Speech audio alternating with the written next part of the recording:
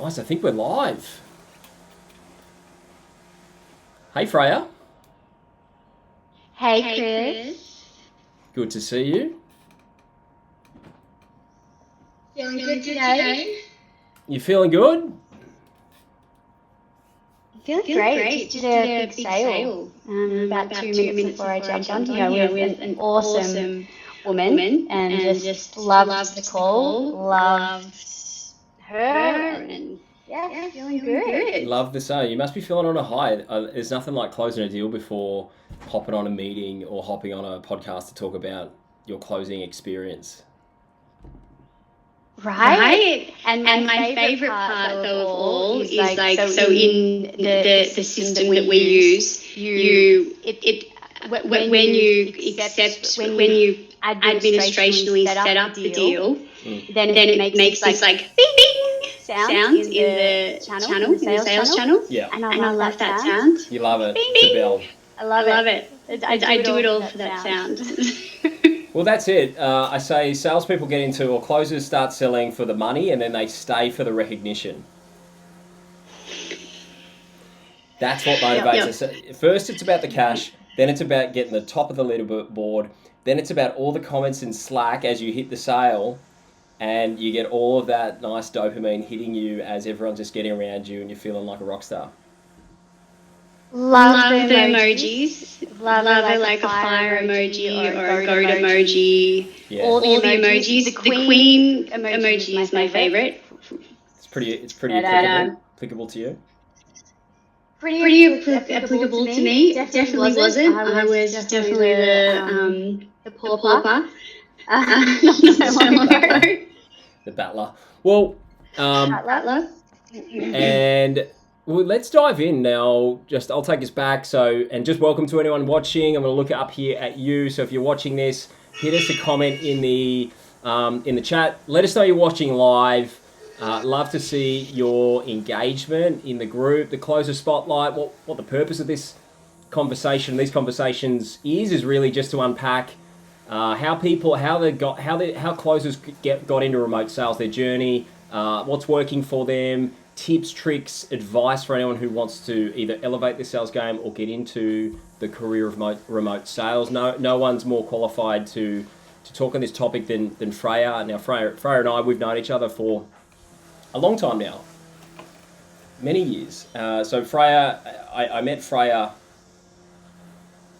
through an old friend who had a business. So you were a financial coach at one of my friend's business, and we were working together. I was actually coaching you, doing some sales at a business, which was an awesome business. So that was fun. And then you went on a journey of your own. You started your business. You started your own business as a financial coach. And we kind of lost contact. And we were friends on Facebook, and we were just. I was watching your journey progress. We connected because at the time, I think this might have been 2 or 3 years ago, I launched a sales training sort of product, and we were going to go hard at that point. You came in, we just had a chat. I think I must have posted something on Instagram to say, hey, I'm looking for people who want to close remote or who want to set remote. And I think you messaged me, and we got on the phone, and it had been a while since we spoke. And you're in Bali. You just told me that you sort of things weren't going well with the business. Financially, things were in a rough spot, and it seemed like mentally, emotionally, things weren't excellent for you. So you were looking for a little way that you could somehow bounce back, and now here you are, sort of crushing it. So maybe take us back. Let's start to kind of that period before you jumped into remote sales. What was happening for you? What was the story? So, gosh, where to start? Okay. So my background's in finance and investment. Worked in corporate. Hated it. Felt like I was in a cage. Left after about a decade. And during that time, I was doing sales, but I didn't know that I was doing sales. Never got taught anything. Just kind of made it up. Wasn't very good at it. That's for sure. And And then then I I started my own business doing financial education. People started to come to me about business because I'd moved overseas by that stage and I was living in Southeast Asia. People were saying, wow, how are you living this lifestyle? And it was kind of before it became a big thing. It was before COVID. So I started to coach people, was really big into mindset, money mindset, and then it just stopped working. I mean, of course, there were reasons behind it, but I fell into a really dark place. I would say like dark night of the soul. Just everything felt like everything was everything was stripped stripped away. away. Every Every part of part me of that me I that I thought thought that I knew was questioned, and I just fell into a really really dark place, and everything in my life reflected that. Like everything was kind of in tatters. I didn't know what to do, where to go. My relationships were a mess. I was a mess with myself. I didn't have confidence in myself. Um, and so then I really couldn't work on my business anymore because my business was about, because that was not where I was at all. I was the opposite of that, and I thought I can't do this. I cannot do this business because I haven't proven it now. Actually gone backwards, and I'm a pretty integral person. Um, and so for me, sales, like high ticket sales, before I would have been like, I'm not doing that. Like that's not. I was desperate, and I saw this post that Chris wrote, like make 10K a month. I'm like, hell yes. Can I swear? You can, for sure. You can Okay, fucking swear. okay. So I said, fuck yes, yes, I want 10K a month. I don't even know how I'm going to pay my rent, and I'm living in Bali, and rent's pretty cheap there. So yeah, I reached out to you, and you were like, nah, but you can do my course, and I was like, okay, I'll take whatever I can get. So I did that, and then I got a job as a setter. Didn't know what a setter was. I was used to like chilling, having a chilled lifestyle, spent a lot of time at the sauna, lying by the pool, going on long walks in the rice paddies or going for a surf. And then setting was boom, you're there from 7 a.m. to 7 p.m. Boom, boom, boom, boom, boom. There's not 1 second of rest. And I felt like my whole system was at war, like being violated. I had never spoken to so many people. I'm generally at that stage in my life in talking to people. And then I was non-stop talking to people on the phone. And I hated it. I hated it and I was shit at it. In my first month, I think I did like two sales and one of them was refunded. And just so you get an idea, like the KPI was 30 and I did two and one was refunded. Then the second month, I did six. And at that stage, I messaged Chris and I was like, hey, I think I'm shit at this. And he said, yeah, it's probably not for you. And when you said that, I was like, well, I'll decide if it's for me or not. and and I'd actually been listening to Grant Cardone, which I've of course many times before, and I just thought this is nonsense. But for some reason, I started to listen to him, and the 10x. He's got it's on Spotify. It's free. I wouldn't have paid for anything at that stage. Didn't even have a dollar to pay for anything. So I listened to the 10x podcast or whatever the audiobook, and just a couple of things that just hit me. Like I must have just been open and hungry for it because I had no other options. And the one thing that made a huge difference out of what I heard was it takes as much effort to go half in than go fully in. Like you're still spending the time being there.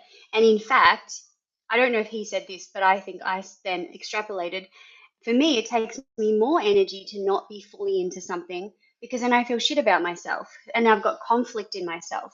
Whereas when I'm 100% in something and I have no conflict, then there's much more fluidity in my energy and I get more results. So it was a combination of you saying, yeah, this is not for you, and also me realizing that I wasn't going 100% in to what I was doing. And so then it was that day that something switched in me, and I just decided this is what I'm doing. I'm doing this, and I'm going to crush it, and I'm going to get to 30 sales. And I think in our team at the time, not many people were even doing that KPI, even though we're a high performance team. Um, and then I made a vision board out the top closer. I crossed out his name, put my name at the top of the results, stuck it on my window, and I was like, that's where I'm getting to. At this stage, remember that I was the shittest setter, had the lowest results. Every time we had, at the end of the day, everything gets shown, on Slack where you're at. I was at the bottom.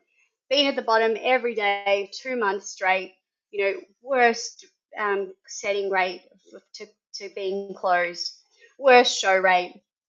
And I was like, I'm going to be a closer and I'm going to do what this guy's doing. And then I think I asked Chris, hey, so how long until I'm going to be a closer? And now I realize how funny that must have been to get that text, like from me, who was just like the bottom of the setters. And I'm asking you, how long is it going to take to be a closer? And you're like, just focus on, you were so good. You didn't shut me down. You just said, just focus on being a great setter, and then you'll get to closing. I was like, okay, all right. So then I just focused. And then the next month I think I was like, I don't know, I did like close 25 or 26, coming from six the month before and one the month before that, which was quite respectable. And then I think the next month I was the top of the leaderboard. Um, and because I was focused and I worked long hours, I worked weekends.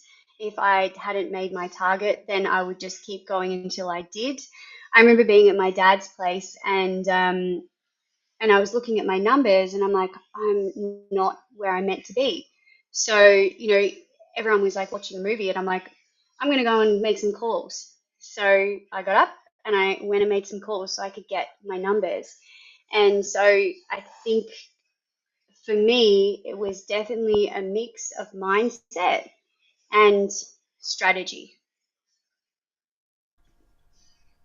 Very, yeah, really, really insightful. A good trip down memory lane as well for me because there were some things in there that I'd totally forgotten about. I think there was some echo. So guys, let me know if the echo's still there.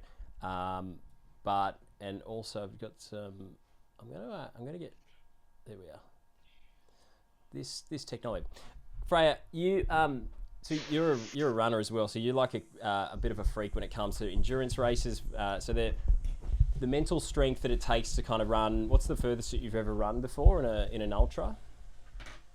The furthest I ran was 100, and that was in the mountains. So it was not like it's not like running 100 on a highway. It's definitely not. No, and so looking back when we started, just from my perspective, my story with you was I had no idea how it was going to go with you. I just you were so in Bali in the flow in the yoga in the wellness space, and you were in that such flow energy, such a feminine space, to then be brought into this really it's quite a masculine space, especially the team that we put you into. It's a very masculine space. It's pushing, it's hitting targets, it's achieving, it's goal oriented, it's getting up at a certain time, and it's being on calls, and so it's very different. And so that was always all right. Well, let's see how she goes. But it was always in the back of my mind, like the mental approach that it takes to run that distance and to kind of achieve those physical achievements it's got to be there. It's got to come through. I think in sales, if you've been in sports or you've sort of reached a high level, it definitely comes. It definitely there's parallels there. So, but no, I totally agree. You were terrible. You sucked. You totally sucked. And and and it wasn't about that you sucked because you weren't capable. What you said before was spot on. You sucked because you weren't fully in it, and I could see that, and that's where I was like, well, listen, and I could just tell you weren't fully in it, and then you came to me and you said, Chris, I suck, and I don't know what you expected me to say, whether it was like, no, you're good, no, stay, please. I was like, yeah, well, you probably should quit. Like, you should probably, it's probably not for you, because you weren't in it. And so it's interesting to then, most people, 99% of people would then take that and go, I'm at the bottom of the leaderboard. I'm terrible. I've just been told that I suck by my coach and leader, and really it's time to go find something else. This has just not worked out. And then just that kind of thing where it was like, actually, fuck you. No, I'm actually going to make this work. And then, no, not many people can take that from where you were, the bottom of the barrel, to then elevate so quickly. And it really just shows what's possible when you actually focus. When someone focuses, when you can apply yourself in a almost a psych. It was your dedication and focus was unusual. It was an unusual amount of application that you put into it. I don't think a lot of people would kind of ever commit themselves to something like you did, but you just flipped it, and then you just committed yourself to the art of it. You said, I'm going to be the best, and then all of a sudden you're sort of starting to win, and things are starting to, your calls are sounding better, results are coming through, feedback's good from people on the team, and then, boom, you're at the top of the leaderboard. Then you're starting to break records. Then we've put you in a leadership role. Then you're starting to coach other setters, and then foot in the door for closing position because one of the guys was sick, and then you were able to hop in. So maybe just walk us through that then transition from being the appointment setter, getting to the top of being the sort of lead appointment setter at the time, and then kind of being put in the frame to fill in as a closer. I would love to, but before I can, maybe this is useful for anybody. Can I speak to the feminine and masculine thing for a moment? For sure. Absolutely. So I struggled with that a lot. And also because just in my way of being, I feel much more confident, much more natural to be relax into my feminine rather than the masculine. And then I noticed that in my relationships, I was still bringing this into my romantic relationships, the masculine side of things, and it was creating conflict because there's two men in the relationship. I'm directional. I'm focused on time. Let's do this. Let's do that. And it actually created dissidence. And looking back, and I realized a lot of my life was like that with romantic relationships that I had, because I was in my masculine, because I was so scared that I wouldn't be able to support myself. And so I was so focused on the survival mode. So I've done a lot of work on that, the masculine and the feminine now, and I think it's really important, like whether you're a man or a woman, to have the balance of both, and to have, when I'm not working, I'm in my feminine. Like I don't listen to, I'm very particular if I'm listening to a podcast on like education or something that's intellectual. I really pick it wisely because I know that my time is now actually best spent filling up my cup of the feminine, being outside in nature, listening to music, being in silence. I was so focused on being productive, it was actually emptying out my cup more. And so it's been really important for me. Like even next to when when I'm doing sales calls, I have a candle, you can see it, next to me.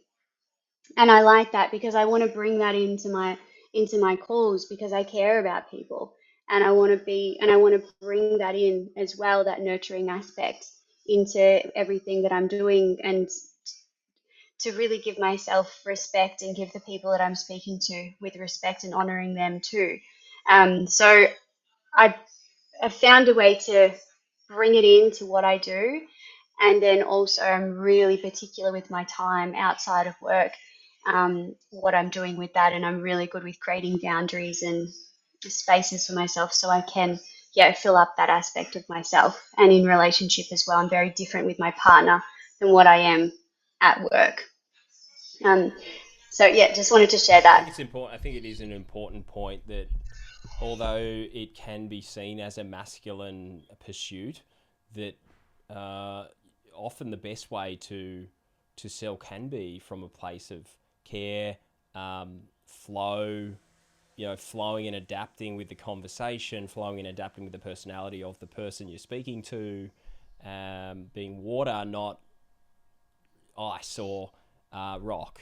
And so I think, like in anything in life, you mix the masculine and feminine, and sort of more of one's not better than the other. It's just there is the balance. It's the yin and yang. I think Dave Nelson, who's on the call watching, he knows this more than anyone.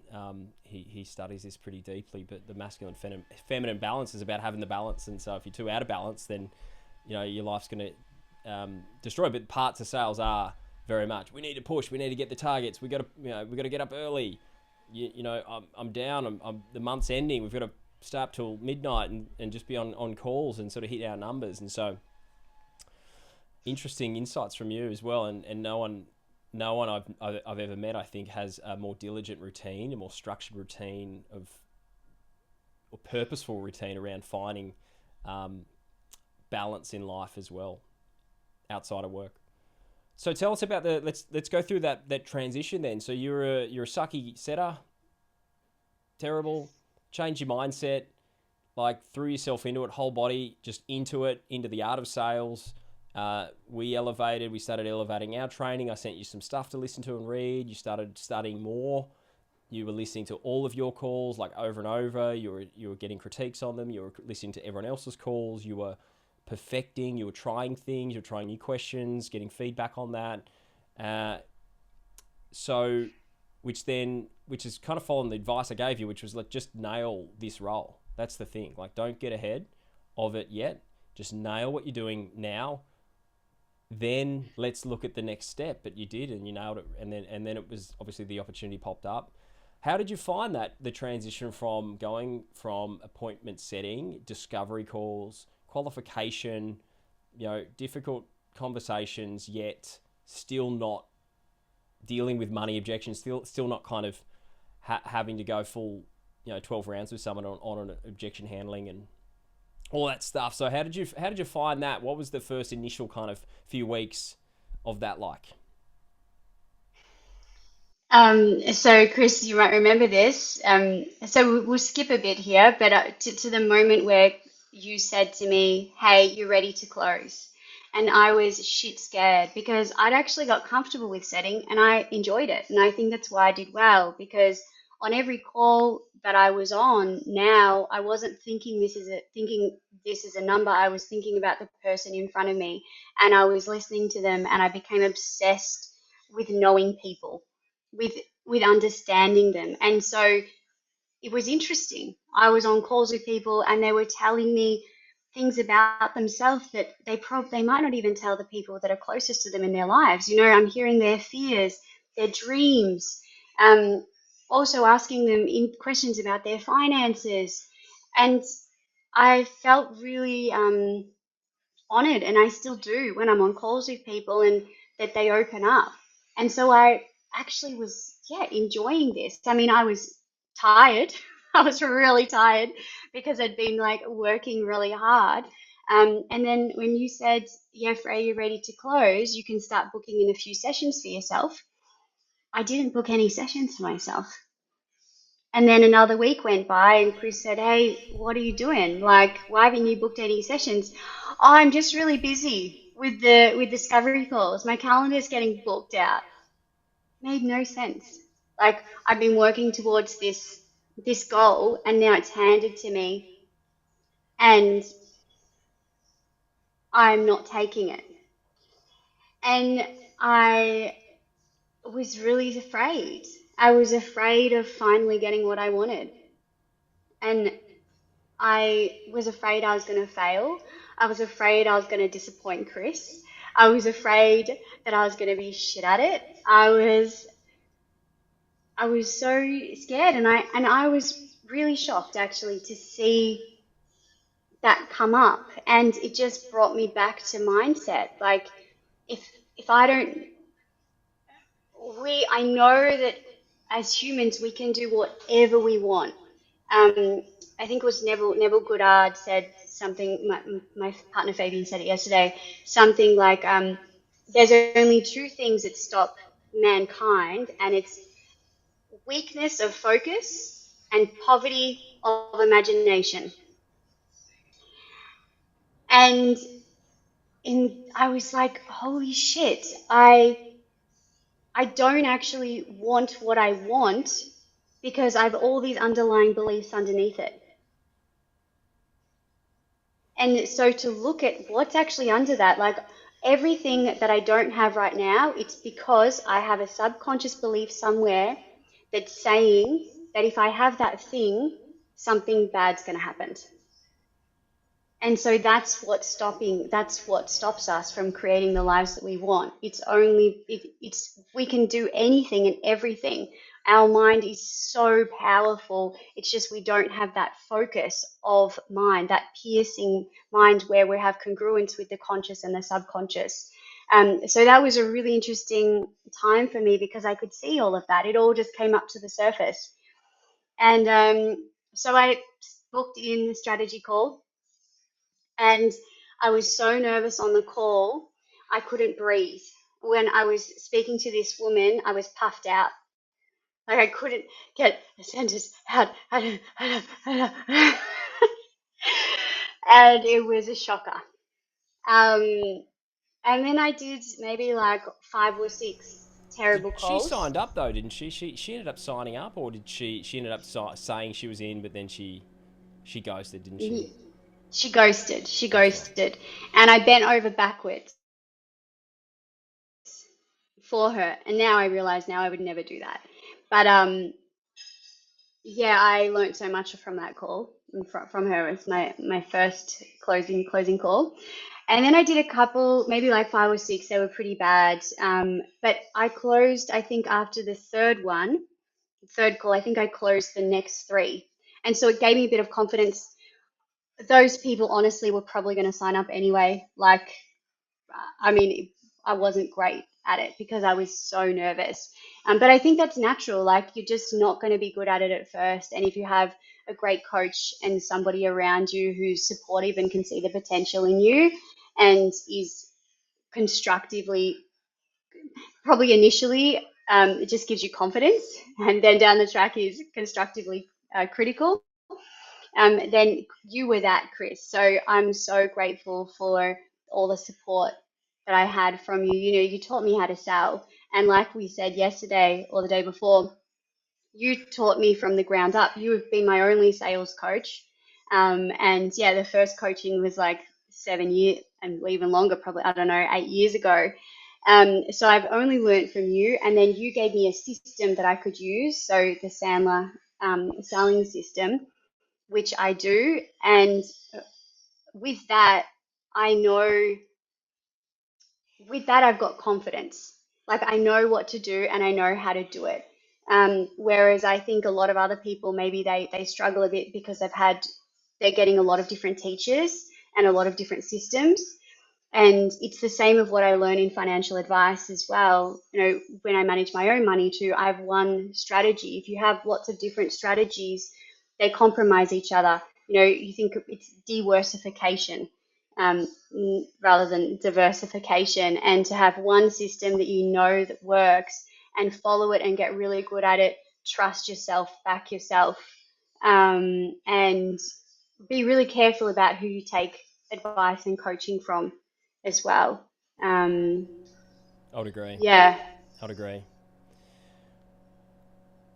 Well, thank you for that. It's very kind of you to say that. You've been a great student. I have to say you're one of the most committed. When you switched on, you've been one of the most committed, all-in students that I've ever coached. So that's the other thing as well. It's a two-way street with coaching. You need to, you can coach, but then does the student take it on, and do they embody it, and do they do enough work to actually reach that level of mastery? So how long now has it been since we kind of elevated you, and how long have you been in the hot seat of the closing for now? And that's a legit question. Is it 6 months? Is it a bit longer? I started in November last year. Yeah. So I was a setter for 10 months. Then took me a month to actually start doing strategy sessions once I got the role as closer because I was so scared. Um, yeah, and I'm still learning every day. It's really important for me not to get stagnant. I've seen other advisors, closers get stagnant, and or just other people in general in any industry get stagnant. So I'm really committed to continual learning. But like I said, I'm now discerning about that and about where I'm getting my coaching and advice from. Um, and my whole life has changed. My whole life has changed. Like a year ago or 2 years ago, I didn't know how I was going to pay rent. I had to borrow money from my dad. My credit card was maxed out. I felt like a fraud. My relationship was terrible. I didn't have any friends because I was isolating myself, probably because I felt ashamed. Um, yeah, it was really, really dark. And now, like, I have tons of money. I mean, everyone listening to this probably is here because they want to make money. So yeah, I've got lots of it. And I've just moved back to Australia. I could offer more for the rental place, which I heard's illegal now, but I did anyway. To get the place that I wanted, I've got my first car is like an Alfa Romeo convertible Spider sports car. Like the little 8-year-old me would be like, woo! Um, my partner's not working because he's from Germany, and I'm able to provide everything, and it's not an issue. Like I can buy whatever furniture I want. This is so unusual for me. Like I grew up with a single mum. We lived in a share house. Everything was secondhand. Um, like real poverty kind of mindset I came from, and I mean I'm facing it constantly because I now have money. So how am I going to spend it? Am I going to hold on to it, or am I going to be generous with it and let it flow? And I really believe strongly in mindset, and the more abundant, the more generous that I am, the more that flows to me, the more that I live the life that I want, then the more I uplift other people around me as well. And I'm really grateful. Like every day I wake up and I'm so grateful for this opportunity. I think sales is awesome. It's a fair playing field. Like it's so different from coming from an industry like finance. You've got to do degrees, you've got to work your way up, you've got to have grey hair really to be taken seriously as an investment analyst or financial advisor. In sales, you can be a 16-year-old pimply kid. It doesn't matter. It's fair game for everybody, and so you're fully responsible for your results in sales. That you have no excuse if you're not doing well. It's because of you, and if you are, it's because of you, and that's what I love about it. Now I'm just going to close this window because I've booked my guy to mow the lawns right on the time that we were going to chat.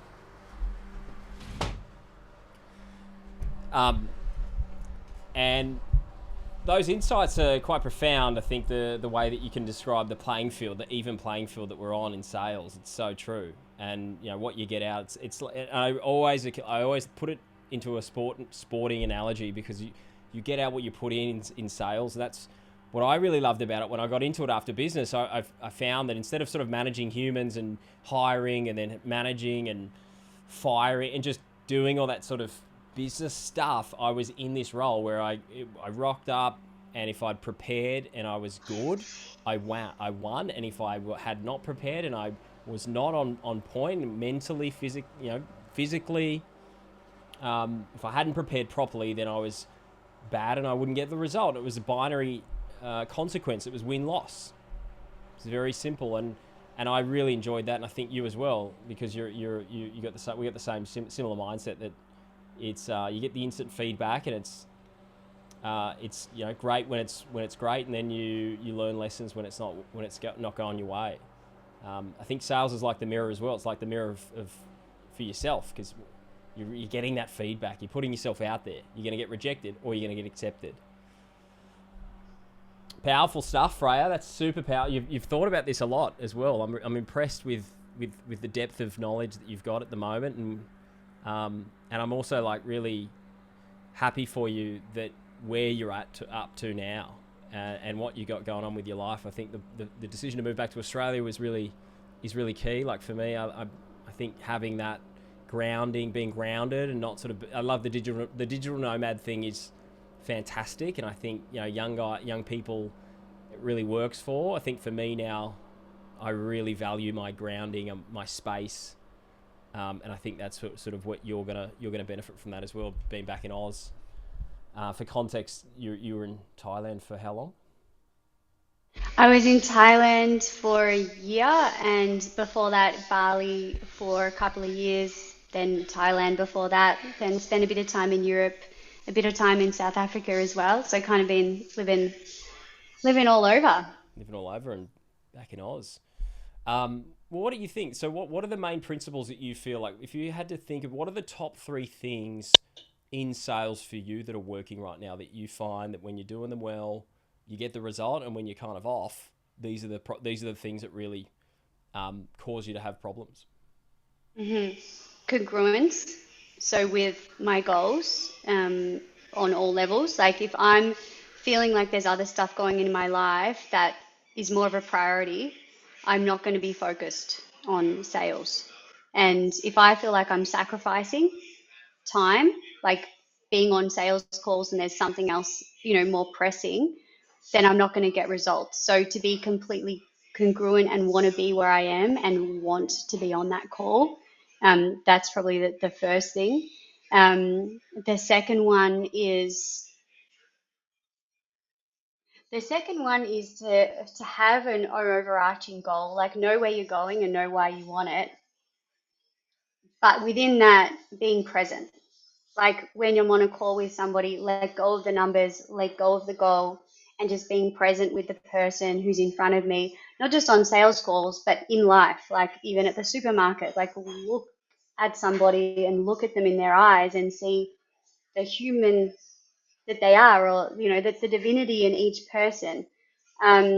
When people can feel that you see them and you respect them, you're going to get that back. And like Sandler says, it's not about his aim is not about getting great results, which you will, but it's feeling good about yourself. And that's really important. Like feeling good about myself and the other person that I'm engaging with, helping them to feel good about themselves as well, whether they go ahead or whether they don't. Like I want the people that I'm interacting to get some value. I want to leave people better than the way that I found them. And then the third one is system. To have a system that you trust, a sales system that you trust, and just stick to that system. Love it, love it.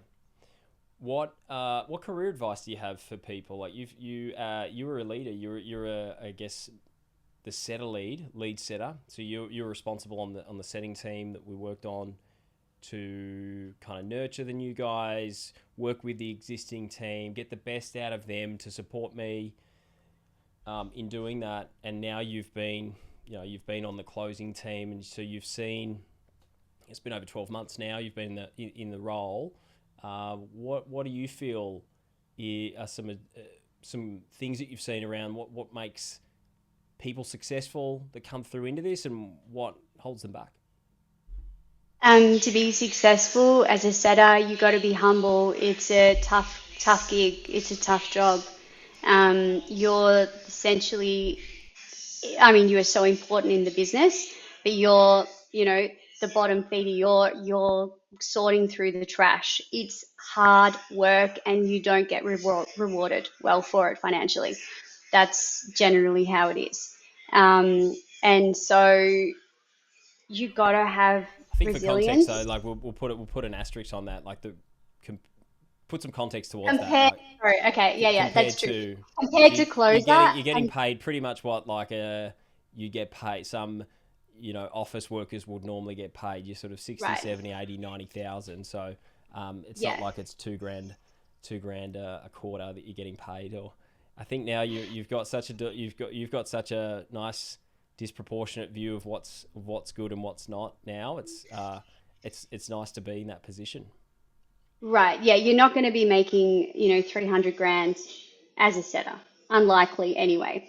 And I came from a corporate background, so for me, anything less than 100K was a low, was a low income. So it's not, as a setter, it's easy to want to be a closer faster than what you're ready to be one. And I can see some setters getting bitter about that, about not getting there fast enough. And, and I think that creates poison within yourself. And you'll burn the company that you work with. Everyone can feel it, and you'll burn yourself as well. And just for me, like I just had to start loving the role as a setter and just focusing on my goal is to be the best setter that I can be. My goal was to be the setter that other setters came to for advice. That's it. That was actually my goal. And then I became the lead setter, which was a new role for us. Um, and yeah, that really helped, because then I could pull that. I could see why I was doing it. I had more purpose for it. So I would say that's really important. And to be humble. Like if you're just starting out, there's so much to learn. And it's easy to think that, yeah, you kind of know it all, but you probably don't. Um, and yeah, it takes sales is it's not a science. It's not just a science, and it's not just an art. It's both. And yeah, it takes time to understand it and to be patient with yourself, and be patient with that dance between both the science and the art of it. And do you think now, having been on both sides, you've started at the bottom and you've been in that situation, you've taken yourself to this level now. Do you think that the way you view your role is really important? Do you think that that was the thing that changed it for you, was the fact that you flipped it to going, I actually really enjoy this, and sort of finding ways to refocus the way you perceive it? Definitely. Yeah. I totally shift my perception and my relationship to it. Um, and also, like, if I felt any kind of resentment or frustration, I would look at it and I'd take full responsibility for it rather than reflecting it outwards. Love that. Well, Freya, we're coming up to 45 minutes now, and I've really enjoyed the chat, and we've had a lot of people in the chat. So, guys, if you've got any questions that you wanna throw to Freya while we've got her, just throw them in the chat. I've got the chat open here. But so what's happening now? What's the current situation? How are your stats? How are your stats going at the moment? And where are you working towards? Um, Where are you at? Where do you want to go? yeah, so I mean, my live close rate is normally around 50, 60%. And that's something that I aim to keep up. I'm also at the moment being way more discerning. I'm pretty on point with, can tell in 5 minutes, who this if this person's going to go ahead or not. And so I'm cutting calls a lot more often now. When I feel like nah, they're not ready, I don't pitch. More I'm being more valued, but I'm valuing my time more. Delegating a lot. Like I've got a woman downstairs at the moment because I just moved in. All my stuff's been in storage. She's washing all of my clothes. She's amazing. So okay, your stats. Yeah, then in terms of sales, I mean, I aim for 30K each month at the moment. That's kind of my target. And yeah, but I was thinking today, why not aim for more? Like that might be the normal in our company, but those normals can sometimes keep us small. Like it's kind of like the 100 meters. When the first guy broke it, then tons of people were breaking it. Why not, increase the normal, increase the new normal? So I'm thinking about that at the moment. The 4 minute mile. And 4 minute mile. Thanks for that. Did I answer your question? Anything else? That's it. That's great. That's perfect. I like it. I like the clothes washer tip as well.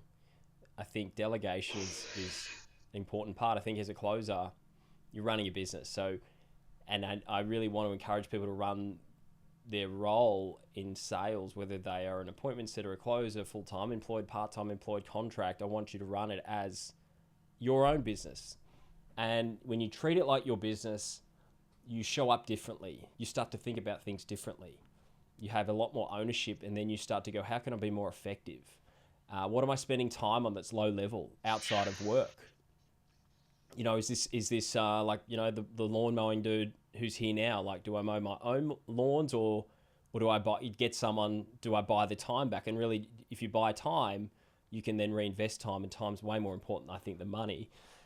So the clothes washer, chef, all sorts of stuff, VAs. I really want to. I want to encourage now an approach to your sales business as a closer. You're basically running a sales agency. You're selling your services to a business, and most businesses have staff, and most businesses they delegate the low leverage tasks and activities, such as, confirmations, cold nurture, cold follow-up emails, like your admin, all of the stuff that's repetitive and takes time off you, and it takes you off doing dollar productive work. That's low leverage stuff that you're losing money by doing it yourself, and I think you do that really well by delegating. So what's the fine, let's finish it off with I guess one word of wisdom that you would have. We've got about 500 people in this group at the moment. We're growing the group, and the purpose of the group is to really help people sell better and reach success in remote sales.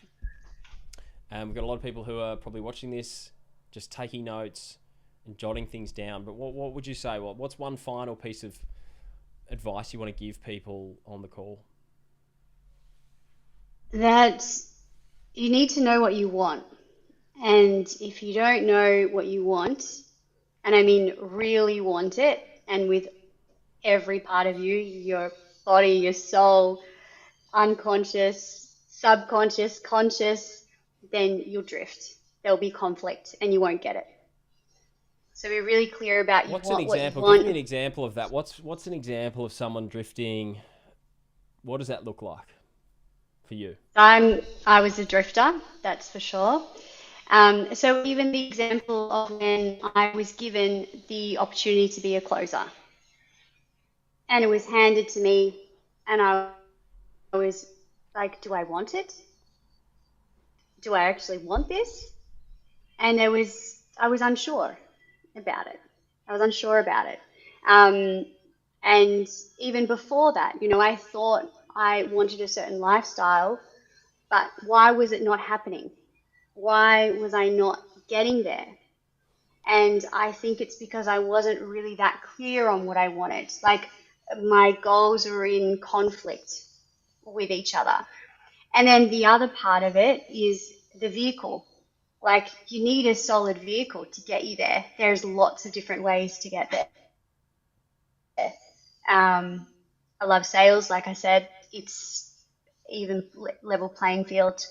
But there's plenty of vehicles to get there. But choose one that's proven. Yeah, that's the other thing I would say. Yeah, make it easier for yourself to get there. And by vehicle, you mean sales process, sales system, coach, mentor? I mean sales itself. So you Of could course, be yeah.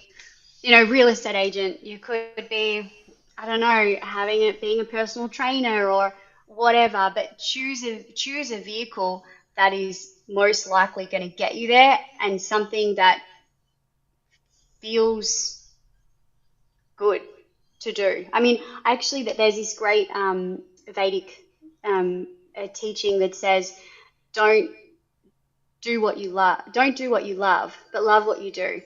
So I'm even going to challenge myself on that and say it's all perception. Like you can change, you can see the good in things, or you can see the bad in things. And I challenge people to see the good in whatever vehicle that they choose and make it the one. It's like when you've got a partner, you make that partner the best looking, the most intelligent, the the most generous, the best partner in the world. Like, why would you not? And you see them in that way. Same with the vehicle that's going to take you to where you want to go. Like, don't, yeah, if you complain and bitch about it, that's going to come right back to you. Love it. Freya, it's been amazing. It's been awesome to hang out. I love taking the trip down memory lane with your story because it's quite remarkable and it's a testament to you and your hard work. So well done. Thanks so much, Chris. Thanks for all of your support. There's no way I would have got here so quickly without you and without all the training and yeah, the confidence and the nurturing and you're kind of like the big daddy. Um, Big Daddy. I think that's what Shani calls me as well. I don't want to get in trouble. Yeah, no, that's no, that's appreciated. No, shout out to you. Thanks for hopping on. Thanks guys for jumping on the stream. If you're watching this and you've watched right to the very end, love to see your comments. If you're watching the replay, hit replay, and we'll be bringing you some more gold as we progress with the group. So, peace out, guys. Happy Friday. Hope it's a ripper day, and speak to you soon. Okay, we're done. Nice. It's